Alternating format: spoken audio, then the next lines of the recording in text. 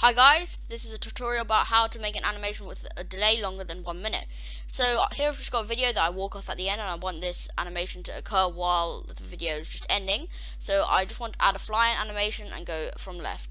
I open the animation pane and I go with previous so it happens during the video. Now if you've ever tried to add a delay of more than a minute, so I want it to be 1 minute and 2 seconds, you'll see it snaps back to 59 seconds, which is not good.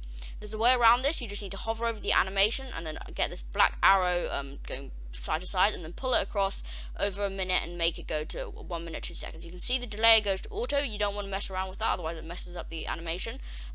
But yeah, that's exactly how you do it. And if this tutorial helped you, make sure to leave a like and subscribe to the channel.